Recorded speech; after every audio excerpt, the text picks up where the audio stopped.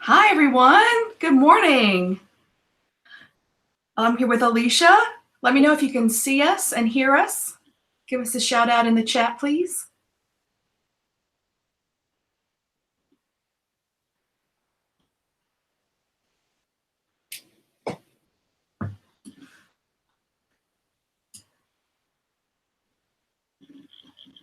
Hello, is everybody can see us and hear us? Hey, all right. Fantastic. Y'all, I am so excited today. We are here with Alicia Schultz. She's Vine and Thistle on Instagram. She is one of our creative team, the mess makers this year at Get Messy. I love her work, and I'm so enthusiastic to have this conversation with her here today. I'm going to intro my favorite piece of Alicia's that I own, and one of my first interactions with her was on Instagram, and she put out a call for lettering projects. She wanted people to give her their favorite phrases, and she lettered them. So my favorite phrase is "It is what it is." And so she lettered that and then sent me a copy. And it's in my studio. So I always think of Alicia when I look at that, as long, because it's right above my head over my desk. So it's a lot of fun. I'm so glad that all of you are here. I see tons of people chatting in the chat. Oh, people are already loving your work, Alicia. So, Alicia, welcome. Hello. I'm excited to be here today. Yay. All right. Well, we're going to jump right in. I know people are anxious to hear about how you work and what you do. So why don't you start us off with telling us about your creative story? Okay, so I, like most artists, have always been creative. When I was a kid, my parents used to joke that they could just like throw a match and my room would light on fire because it was filled with paper, and under my bed was just like shoved. It was just like, if you could imagine this kid shoving all the paper under there. And I was always creating growing up, but I never fully was like, oh, I'm an artist. I mean, probably when I was younger I was, but then once I kind of became more aware of myself and people around me, I kind of, it's like, oh, well, I'm creative, but I'm like not really an artist because I'm not really good at it. Like I have a little bit of natural like creative like inklings, but I'm not like really good artist. And I didn't take art classes through school. I in middle school I'd taken one, and we kind of did all the art stuff, and one of the things that we did towards the end of the year was a clay project, and I'm horrible at clay. Like my brother, who's not creative, was better than me, and so I was like, okay, well, art is it's not my thing. So I didn't take any art classes in high school, but I'd done like journalism and done yearbook design and things like that, and photography.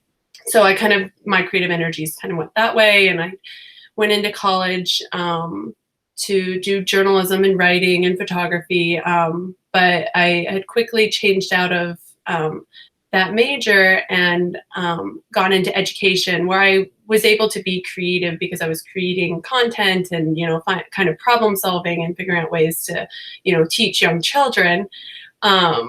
So I am a teacher by profession. I do not teach anymore, but for a while that was enough for me as far as like my creative outlet.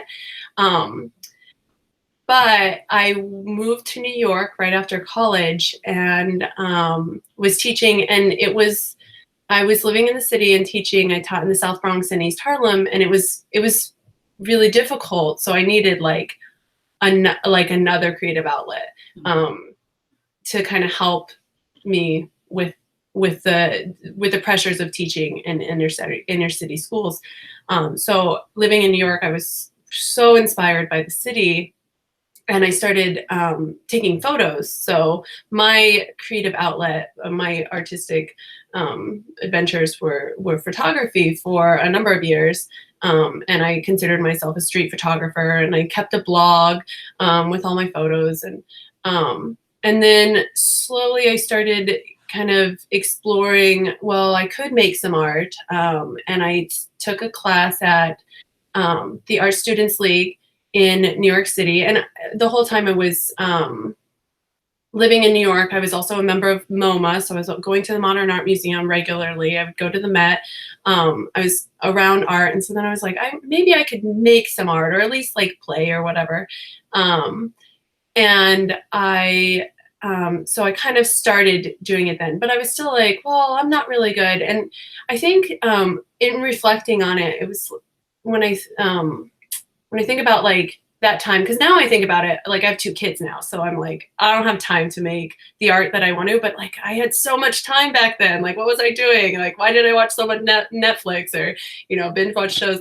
But I had a misconception about art, that you were just like naturally great. Like we go to the art museum and we see these like amazing pieces that artists make, and you're just like, wow, they're so fantastic. You don't see the years of work it took for them to get there and all the pieces they threw out or covered up, but in my mind I wasn't seeing that at all. So I was like, well, I'm just not really good, but I'll just do this a little bit. But I didn't like put my whole like heart into it, I guess. I didn't like, I was taking a figure drawing class, and the teacher was like, you need to be sketching every day. You need to be drawing in your book every day. Like when you're on the subway, just draw the people around you. Like, just, you need to be drawing. And I was kind of like, I tried, but then I was like, like, I'm just not good. Like, I don't really enjoy it because I kind of suck at this. Like, it's not looking like I want it to. It's kind of ugly.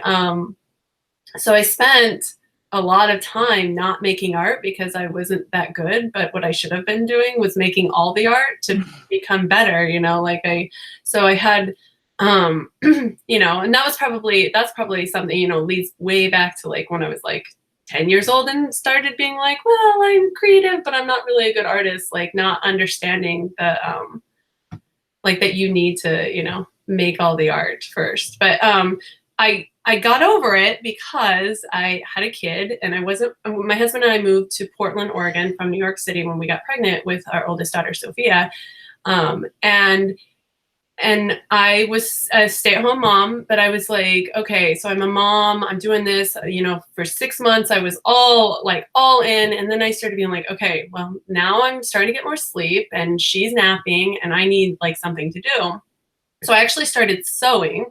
And I sewed for about a year, and I was sewing dolls and like stuffed bunnies, and I was selling them to like random friends, and I started like an Instagram, and I was like, oh, okay, maybe I want to make a little small business out of this as a side hobby, at least to pay for all my sewing stuff. And so I was like, oh, I need a logo. And instead of, I like the true DIYer I am, I'm like, okay, I'm going to make myself a logo. I want it to be calligraphy. So I bought my husband for Christmas bought me a like online calligraphy class. And then it took like 5 months more before I actually took the class, online. But once I did that, like once I started that calligraphy class, like I pretty much stopped sewing, because that was the beginning of me like diving into making art, visual art on paper. So I did the calligraphy class, and I started like all the online classes I could find. It was of hand lettering. So I was hand lettering, and then I was like, oh, you know what I think I'm going to do is I'm going to do like 100 paintings, 100 small paintings. And I did them on book pages because it's not a blank page. I'm starting from something. So I like did that. I made 100 book pages in like less than a month of these little small pieces of art. And then I was like, oh, I could probably sell. Like some people started being like, oh, I want to buy one, or will you make one, like a custom one for me? And so I was like, oh, I could probably like sell these. So I started doing some little, like of the little craft and art shows locally here in Portland. And we have some good ones. We've got a really good scene for like crafters and artists. And pretty much that was just like the beginning of this whole like ride of art. I probably haven't stopped making art since I started like daily making art, except for a short time when I was pregnant with morning sickness with my second daughter. Since, let's see, I did that in, I started that calligraphy class, I think in 2014, like May of 2014. So pretty much since then, I've been like nonstop, every day has to happen, making art. So it kind of just spiraled into what it is. But when I was pregnant with my second, so I've always been like a fan of art journaling. When I was pregnant with my second daughter, I my art group that I had created, because I was like, oh, I want an art community. And so I created this art group, and we did an art retreat out on the coast of Oregon. And we all taught an art lesson to each other. And one of them was art journaling. And so that was kind of where I finally gave myself permission, because now I kind of knew how to do it, which is kind of a ridiculous reason to wait to do anything as I'm learning. So that was, so that would have been in 2016. Is that right? Yeah, 2016, when I was pregnant with my daughter, that I jumped into art journaling. And that's only like 2 years ago, 2.5 years ago. But man, it feels like I've been doing it for so long. So yeah, that's yeah. Oh, we have feedback. Is that you and me? Can you pop your headphones in, maybe? Oh yeah, totally. Let me grab them up. Let me just untangle real quick. Okay, hold on. I'm gonna go behind my computer real quick.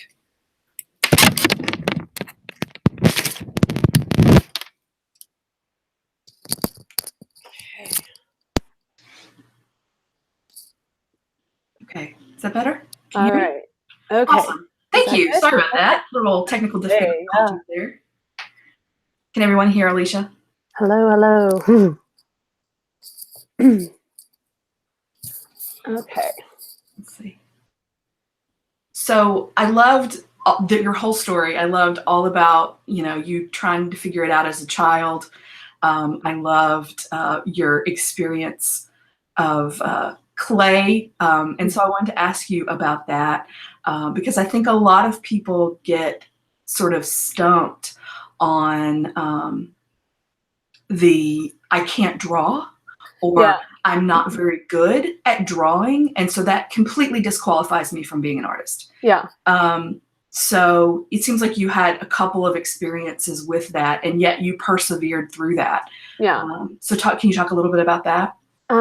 Yeah. So I totally was like that. And it's so weird because sometimes I still get that way where I'm like, oh, I can't really draw, or whatever. But then it's like, okay, I have my own style. It's maybe not that good or where I want it to be right now. But, I feel like that's a key thing for being a successful artist, is that you have to be able to like get past it, and just do it.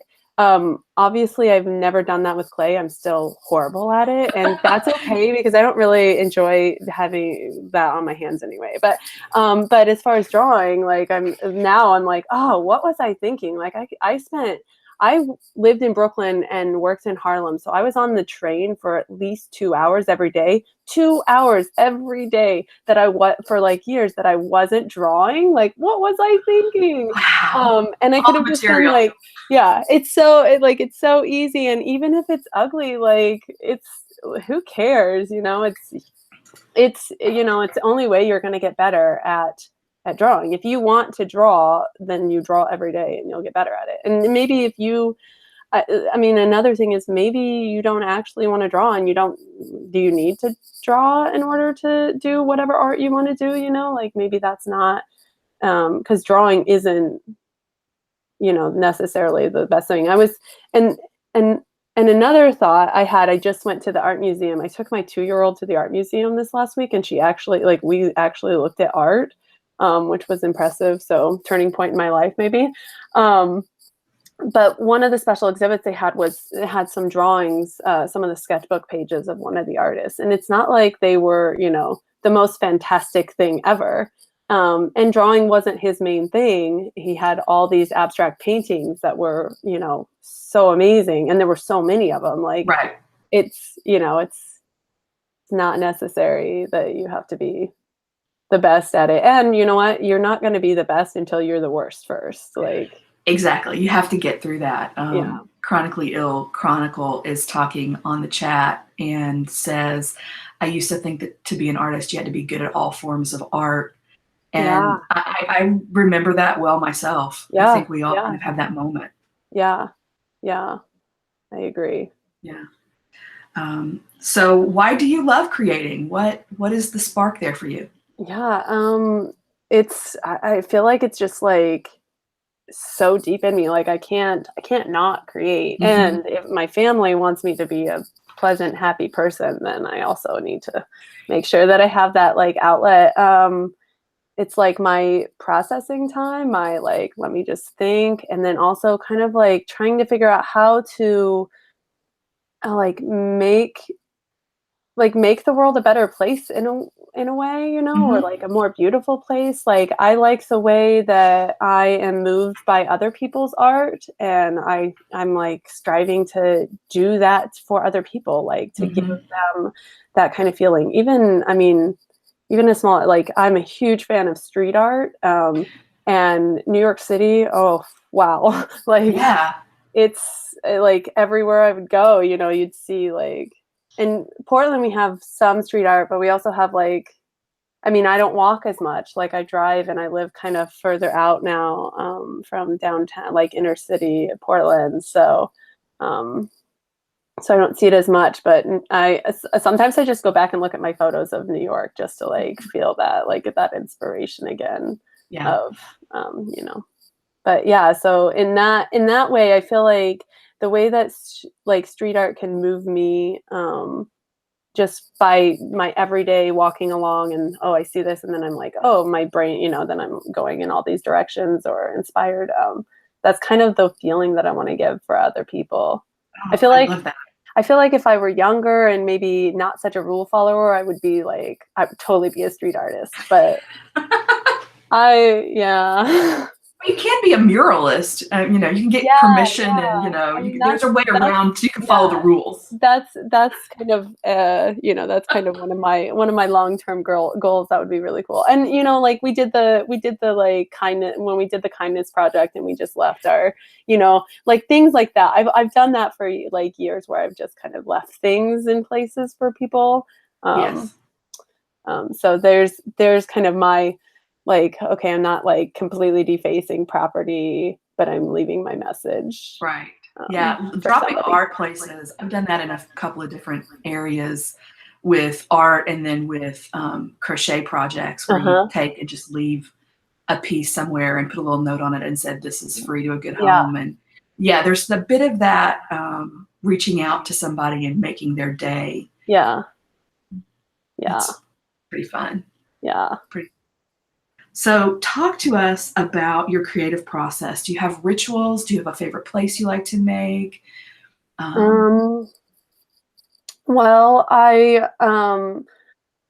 lot of times I make in this space right here that you're seeing, this like my desk, and it's actually just a room in our house. And we, like, my daughters are kind of back here in this corner, and then my husband's over here. So sometimes we'll all like four be in here, making. So I often, you know, I feel like it's going to probably be changing soon, but oftentimes I use nap time. My 2-year-old is still napping, probably for just a little longer. I'm sure that that's ending soon, but so I use nap time to do a lot of my art. So I'll get an hour or two, or sometimes if I'm lucky, 3.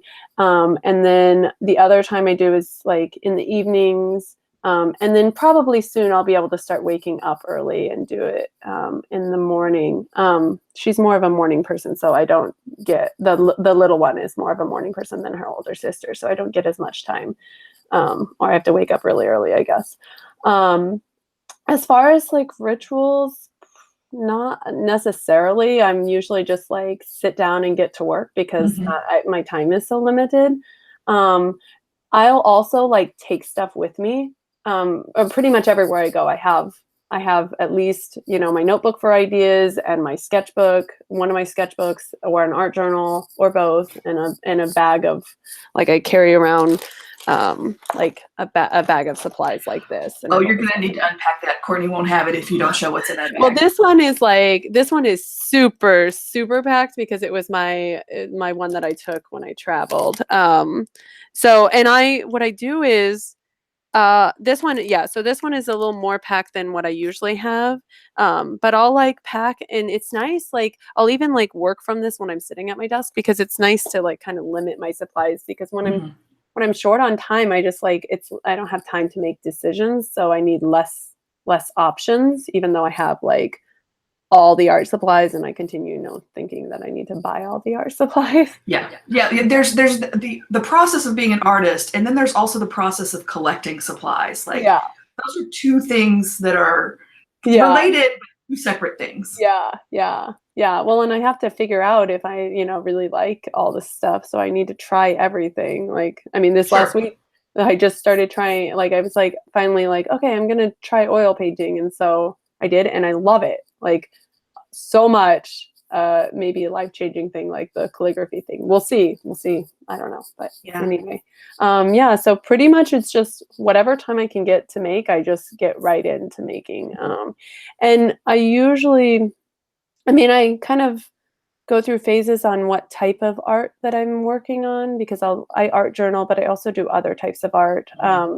And so when I'm really feeling like maybe blocked or uninspired, or I still show up. Like if it's nap time, like I'm in here. I'm not. You will not find me doing dishes. You will not find me doing anything. I'm in here. My older daughter is listening to an audiobook, or she's making art or doing creative play on her own. And so even when I'm uninspired, I'll sit down and I'll just do kind of a random art journal where I'm kind of working through the process, similar to like the dice game that we did in the tutorial a few months back. So yeah, so it's kind of I must show up. Right. I got started when my children were very small, and it was the same. I just made a deal that I would show up Yeah, and work. yeah, yeah, yep. All right. Do you have some super tips for beginners? Probably thinking about what I would go and tell myself as Yeah. a beginner is like just do it. Like we're all beginners. So I that kind of was the when I started making art here in Portland, and then I was kind of like, oh, well, I'd like to connect with some of these artists that I had started to meet on Instagram and then like at craft and art shows. I was just kind of like feeling really brave and just like, you know what, like the worst they can do is say, no, I don't want to hang out with you. And so like I started connecting all of us up, and we all kind of came together in this way that we were like, oh, okay, we're all kind of beginners. Like these people, I thought they were like really, I'm like, wow, like, I don't know if she's going to hang out with me. She's really successful. And then it turned out like my friends were, we're all just kind of figuring it out. And, so that was really nice, like connecting with other people who are kind of starting to, or maybe some of them might've been a little further along from us to be like, hey guys, like just keep going, you'll get there. But let's see. I would say if you want to do something, then just do it. Like you can then do it every day. Maybe like to see if you like it. Like if you want to draw, then get yourself a sketchbook, find some pens or pencils that you like, and just start drawing and draw horribly if that's what it is. Draw every day. Try out different things. Take some, like now there's so many online classes, like start watching like Skillshare, Creative Bug, Creative Live. Like there's so many online classes. Independent people have classes. And then, or like if you have a community of where you have class options, to take in person, those are great to take. But like everybody started somewhere and everybody didn't know how to do it. And there are so many places where you can like resources where you can start to figure stuff out. And if you do it wrong, like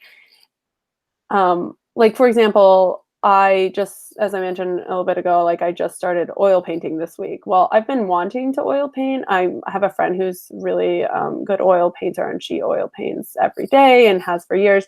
And she's in she's in my art group, and she's showed us like how to do some basic oil painting stuff. But I'm so intimidated by oil painting because there's like rules and like all this stuff, and it's a little bit different, and it's also like really like I mean, like some of the, you know, some very amazing artists and art museums have done oil painting way back like in time.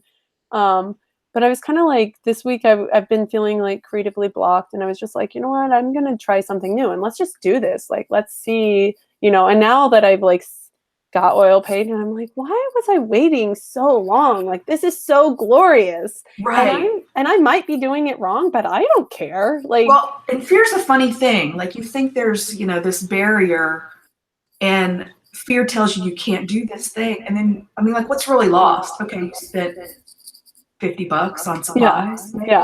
Yeah. Okay, yeah, $50, but nobody died, nobody got hurt. Yeah. You made something. Like, it's all good.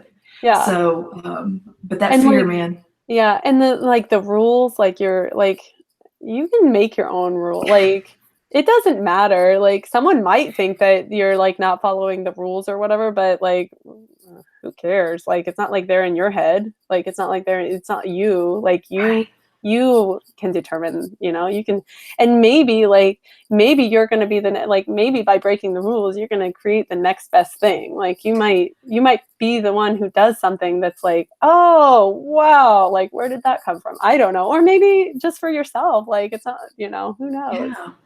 Oh man, so good. You know, this falls right into the next question, which is the biggest struggle or barrier to creating. What are they for you, and how do you overcome them? Yeah, and you know, so some of these things we're talking about, like with beginners, like, so, I mean, I still feel like a beginner. I still feel like I deal with these because, like I said, you know, like I was feeling creatively blocked. Like, we traveled, so there was like some transition with like that, and just like I feel like it goes in phases, and I'm still like I'm a pretty new artist. Like, I have a lot of work to do to like really get to a point. I mean, maybe I won't ever get to the point, which maybe isn't a bad thing, because then I'm going to continue striving and working for, you know, something more for myself. Because I don't actually ever probably want to arrive truly somewhere, you know, like, because then that seems so boring. Right. You know, because arriving is boring. Yeah. It's the journey that's fun. Yeah. So, so I guess like just, and I've been through this enough that I just know I'm like, okay, what can I do to continue to push myself as an artist? Like, I'm feeling doubt in myself as an artist. I'm feeling like I am not good enough. So what can I do to get better? Like, I just need to find a project, or I just need to try something new, or I just need to go back to something that I enjoy or know that I'm good at, or, you know, to kind of boost my confidence, or, you know, or just write it out. Like, just keep making art through it, even if you don't like it, even if it's ugly, even if, I mean, honestly, I don't know how other people feel, but a lot of stuff that I make, like, there's a lot of stuff that I make that I will like or not like, and then when I look back later, I really don't like, you know. Even the stuff I liked, I'm like, oh, I don't know, okay. You know, I find it interesting to sort of flip back through some old journals sometimes and look at things and go, I wonder why I didn't chase that rabbit. I want to chase it now. So we'll that's another, so that's kind of one of the things I've done this last week too, is pull out some old stuff to kind of see, like, how could I rework this, or like, what would this look like if I continued? That's another way to get past that barrier. But the whole like, I'm not good enough, and then like, what's the point? I'm just not, like, you know, that's kind of probably my biggest thing that I deal with now. Me too. I mean, that's you kind of live with that low level of that all the time. And I think like don't let that let you down. Like, know that's coming, and, you know, and at one point, like, I feel like I deal with art journaling in this way. Oh, here, I have it right here. So I feel like I deal with I deal with a lot of this through art journaling. So like this is more specifically like to tell myself is what I call this art journal. And it's like all the messages, because I made this last summer and I was feeling like so like, oh, like I'm just not that good, or, whatever. And so I had specifically made an art journal to kind of deal with and work through that. Mm-hmm. But I feel like I often take that to my art journal, that kind of those thoughts.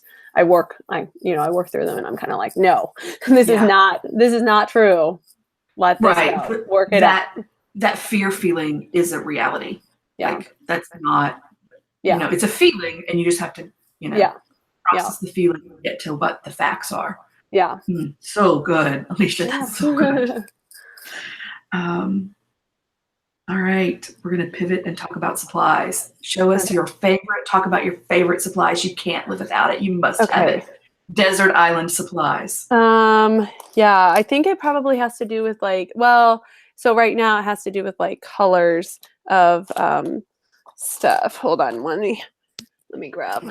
Oh, wait, they're probably right here because as I mentioned, I went on a trip, so I packed stuff up. So, and yeah, that's funny. I kind of have it all right here. So, my art journals, I art journal and books, handmade books that are similar to this. Essentially, this one has a couple different types of paper. I love working on the craft paper, and I try to do some white paper too, just to mix it up. But I'm pretty much at a point where I'm okay with just like, this is what I use. Like, I don't really need to try other things. Like, I feel like I spent a while and I do that probably with all forms of art, is trying to find what works best for me. So that's why I have to buy all the art supplies, because I have to figure out if it's the best for me.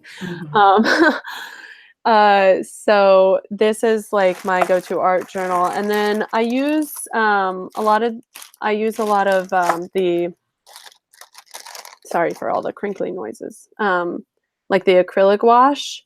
But I also use like the, just the craft paint from like Michael's or, whatever. That helps me like feel less like precious about it, because, it costs less money. But I have gotten better at like just like embracing and using like this paint. I mean, I don't know the last time I bought a tube of this paint. Like, it lasts a while, and I'm working small, so it's fine. So I think I've been embracing just using the more expensive paint a little bit more lately. But yeah, so, I have certain colors, which if you look at my art journals, you see the colors. That peachy pink color you use, I just love. I love that color. The key is like the fluorescent red. So it comes from the fluorescent red and mixes a combination of, other colors into it. But yeah, I noticed that I was like drawn to that color in other people's art. And so I was like, I gotta make this happen. And it kind of happened on accident. Like, I didn't realize, I was like, I don't really know how to make that color, and so eventually I found it. But this was what I found, was the fluorescent red. And I also use the Liquitex like fluorescent red too. But yeah, so that's the peachy color. So you're welcome. Yeah. Well, I just think of that as your signature color. Yeah. When I see that on Instagram, I'm like, oh, Alicia's made something cool again. Let me see what that is. Because that peachy pink color, that's you. That's your color. Yeah. I really feel like I need to send this back to you and have you like add the color so that, it's really clear. And it'd probably have to be like added on like physically with paint, because I don't know if a printer is actually going to be able to print that. Right. True. Well, not only that, but you've created it in that gouache, and I've been trying to recreate it with golden colors, and I'm like, haven't been successful. Like, not been a successful test of that. Yeah. So Yeah. I'm going to need you to port over to Golden now and figure that out and then tell me. Yeah, I have like I noticed that I have like a thing about like art supply, like the regular acrylic I can't use regular acrylic too well. It has to be like a matte acrylic. Like there's something about it, that acrylic wash is like the matte acrylic. I'm like, so yeah, I don't know if I can do golden. Maybe, I mean, it seems like a fun challenge to eventually figure out how to do like it's, but something about it, I don't know. Maybe it's because they come in, like a lot of times they come in too big of tubes or something, and that messes with my head. Or you can buy little bits on Blick. You can buy little. That's what.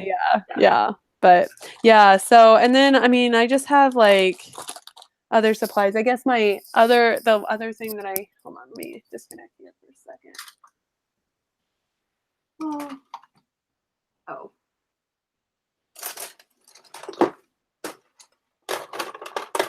Okay. Oops.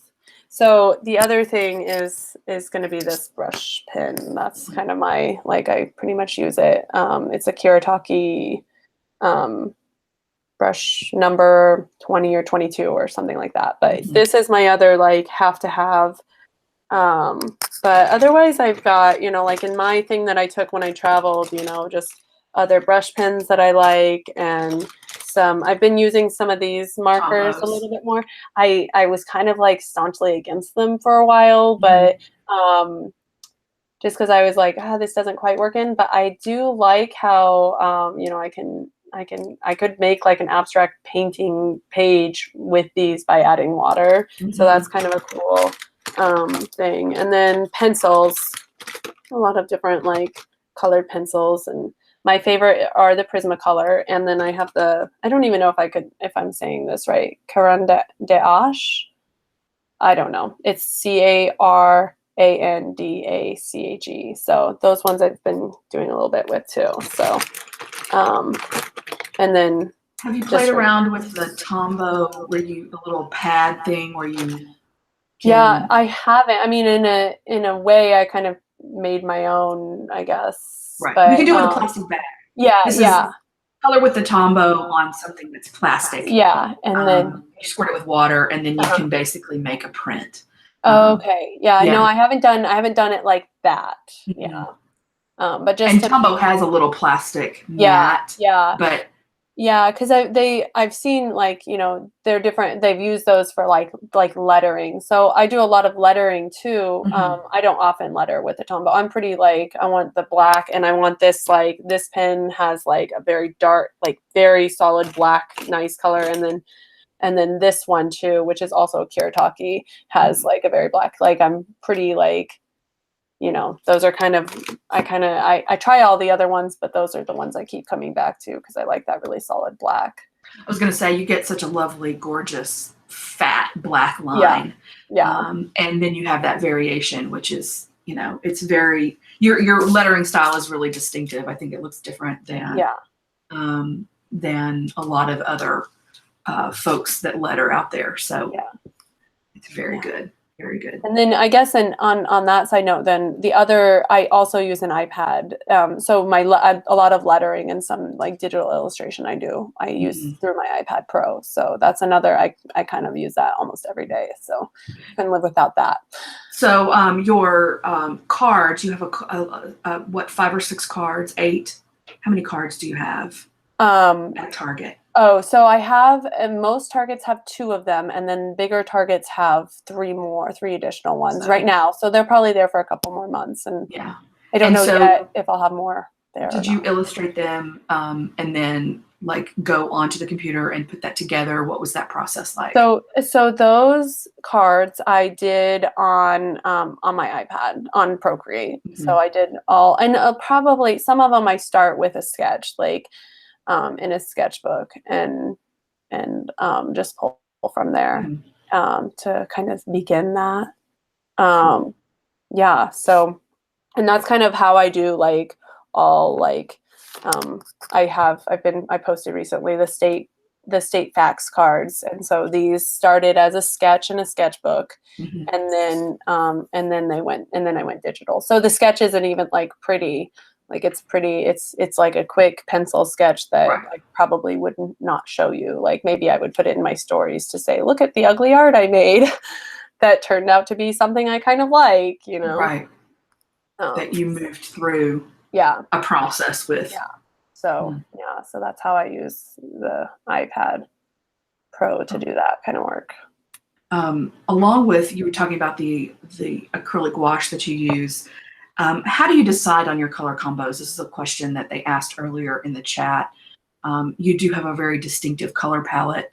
How do you get there? Well, I feel like just like exploring, and I mean, if I look at some of my beginning art journals where I really, because I feel like art journaling has been a great place for me to really like begin like just playing with color to figure out what color maybe is a more like mine, or at least my current palette.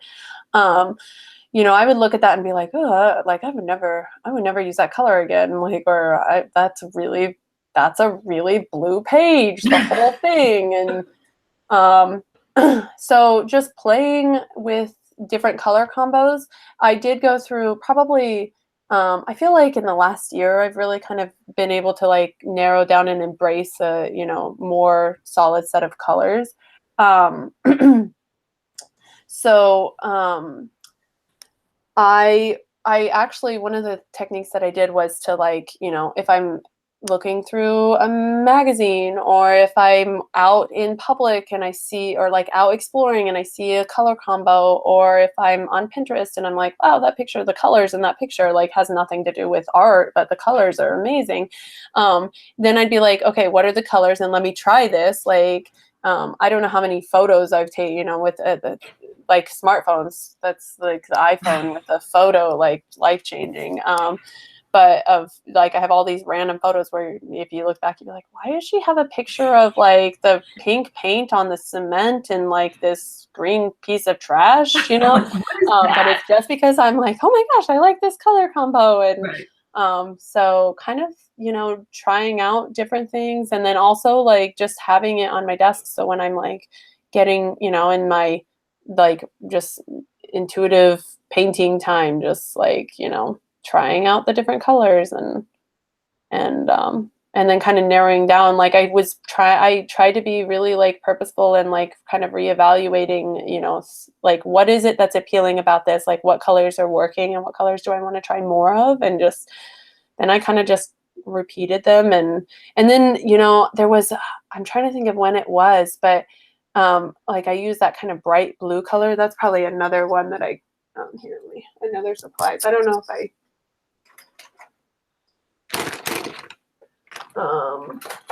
oh, here it is.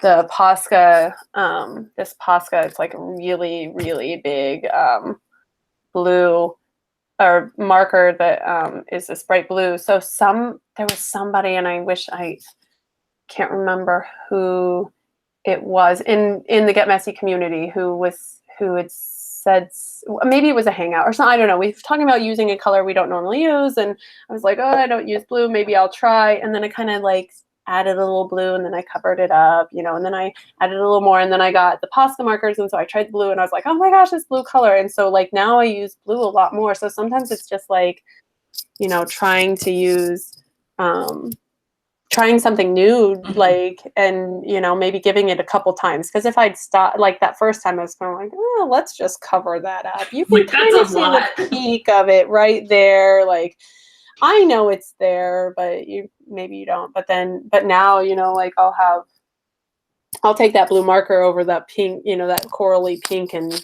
do a little bit more of that bright blue. You know, that's why my 100-day project, I picked two colors that I never use. I never use yellow and pink. And I spent 100 days with them. And, you know, you do sort of fall in love. Like I use both of those colors more now because I spent the 100 days of my project looking at those colors. So yeah, sometimes it's just a matter of getting out of our comfort zone and going, yeah, I'm gonna try this, and maybe it'll work and maybe it won't, but I'll do it for a while and see what happens. Yeah, I did try a little like lavender purple in the last season art journal. And oh, hold on, sorry. which is a color I don't normally try. And it was okay, but I don't know. I have to try that a few more times before I'm convinced to add it in anywhere, I guess. Yeah. Oh, so fun. Everybody's agreeing with you in the chat about taking random photos. So you're validated in the community for having weird photos on your phone. Yeah. Of strange color combos and weird things that people like. So good. I love this question because it's really stinking hard and hard to verbalize. But do you feel like your art reflects your personality, and how do you get it to look like you? I love this question so much because it's stinking hard to answer. Yeah, yeah. You know, I'm not sure. I feel like I'm still like trying to figure out what my personality even is, or like mending it slightly to be more of what I want it to be. So maybe I'm trying to like make my personality more like my art. But then I'm like, what is it that it is even? I don't know. That is a really hard question, and I don't know if I know the answer at this point in my life. Well, there's a style thing there, because just like I was saying earlier about that peach color being you, like I know when I see that, that's probably your work. Yeah. And it's something you go back to. So yeah, and in my mind, that means that you are very soft-spoken, that you're a, pleasant, soft person to be around. You seem very soothing to me. Full disclosure, we're going to be at a retreat together in October. I'm super excited about getting to meet Alicia in person. Yes. So, I always think, I just take a little breath and go, I'm relaxing now when I see your stuff on Instagram. So yeah, I don't know. I have to think a little bit more about that, I guess. Like what? What are you currently working on? Well, I guess I'm currently working on trying to get out of the creative block kind of feeling that I've been feeling of like, okay, what am I doing? I started oil painting, which, I feel kind of, I haven't really like, I've only pretty much mentioned it to get messy artists because I feel like I can tell them things like that, but I don't know. I mean, I'm like, I'm not going to shout it from the rooftops yet, like, because I feel like I could just be like a weekend and be like, okay, that was fun, but it's not quite for me. Cause that's kind of like, like I feel like I go through stages like that where, I try something, I'll be like, wow, this is really amazing, but then it's really not quite for me. And I think that's okay too. Like that's a process of like, figuring out my art, or like what it is my art is. I guess that's kind of my mission, is what is my art? What does it look like? But I'm also I've been designing some save the date cards for, I do a lot. I work with, I submit work to Minted, which is a kind of greeting card stationery company. And if you're not familiar with it, but it's really beautiful. And I guess they have art too, because I also sell art on there.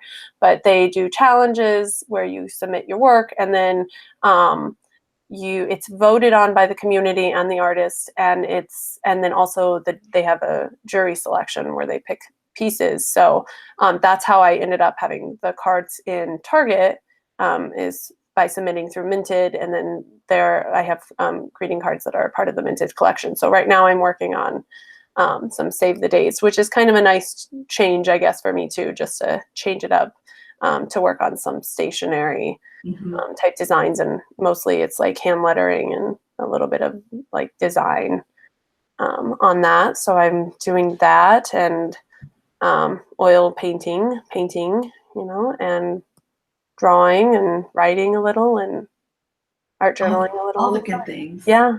Well, show us your art journals. We got to have some show and tell.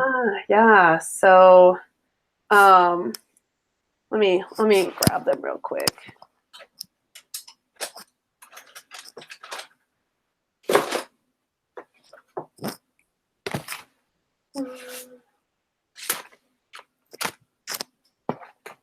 Okay. While she's looking for her stuff, y'all, if you have other questions that you would like her to answer, go ahead and type those in the chat, and we'll answer those before we hop off here in a bit.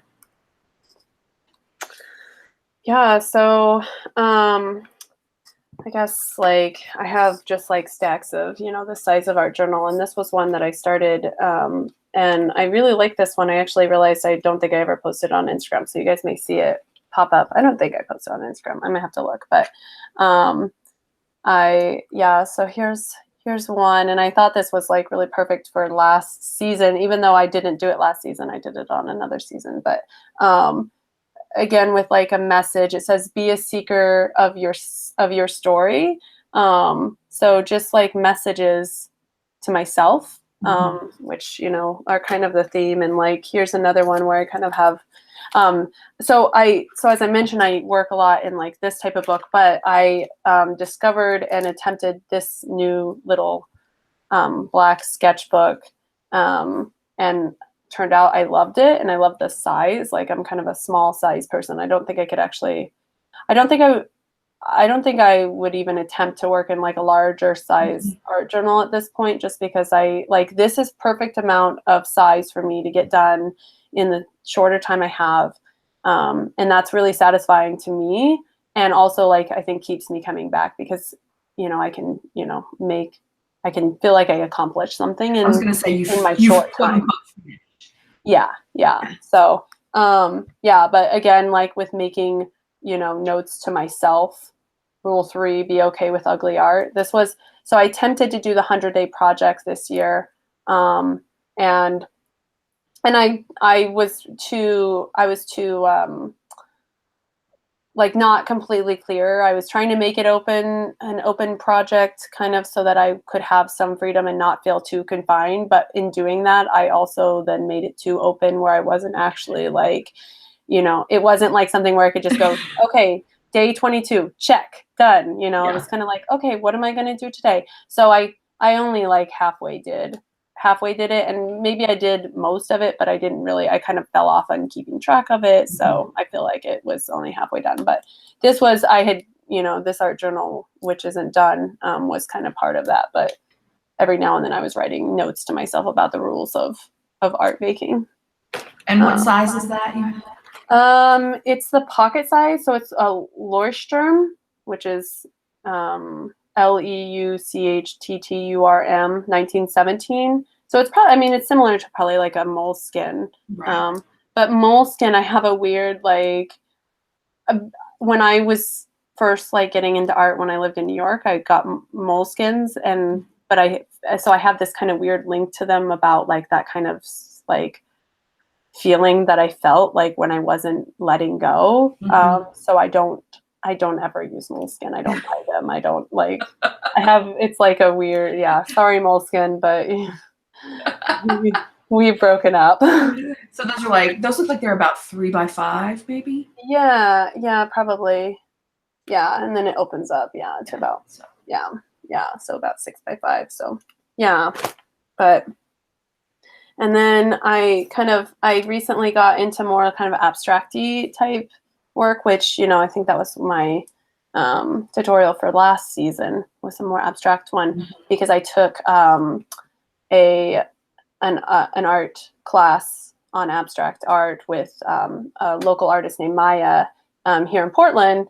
And this was a piece that, like, just with the extra paint that I was using that night, like I threw together this in my art journal, and then that kind of spurred like the whole art journal being, all the abstract stuff. And then it's like really made it like last season. That's kind of my focus. I just shared a flip through of that season of story art journal, and it was really a lot of abstract stuff. So it kind of changed because I was using, like in this first one that I showed, I was using, more clippings and like collage type thing. And then, but more recently, I haven't been doing much collage. So kind of a transition, and interesting to see the transition. That is interesting. Of that. And part of it is like this thing in my head where I'm like, oh, well, if I'm using like a clipping from a magazine, then it's not like really my art. Like I want it to be all my art, right. So I do. And I, where I will take clippings of my own like drawings. So I have like this one, where I drew. So I was like, oh, if I want to collage, then I should collage my own. This week I actually printed out a I used my scanner. I scanned one of my old journal pages and put it on a journal page as a piece of clip art. Yeah, that's a great Um, idea. and I was like, how have I never thought of doing this before, Right? right? Like I needed a particular color and I needed a particular size. And so I just flipped through my journal, found something that was pretty graphic, you know, as far as Uh-huh. just big bold lines, did a scan of it and printed it down to the size I wanted and popped it in there. I was like, I just Yeah. made my own art for my That's art. awesome. Yeah, and I've like so I did a like I took a I use sometimes I'll use photo inspiration from a website called Unsplash, Mm-hmm. which has like copyright free because then that's the other thing. I'm like, well, if I'm gonna make this art, like I want to make sure that I'm like not Right. like breaking the Infringing. rules or using someone else's stuff because that's really important for myself too, my own art. So I've used Unsplash where they put it out there, you know, for you to use. But so I was like, oh, I kind of want to like print these in a magazine. But so I used Blurb and I just put some of those photos in and printed a small magazine with the copyright free photos. But that would be cool to like throw in, you know, some of your own, like you could make a little magazine with your own art. So you could just clip out the magazine with Mm-hmm. your own art to use for collage. Well, and I thought, you know, it's really probably worthwhile for me to spend, you know, a couple of hours flipping through my journals and making scans and just throwing them in a folder. And then I would have, you know, I could just print them out when I needed Yeah. them. Yeah. And I was like, I've got plenty, at this point, I have plenty of material to flip through and pull from. And I Yeah. just need to spend a little time doing it. Yeah. Weird thing, but. Yeah. Yeah. So, and then one other thing I wanted to share too, I guess.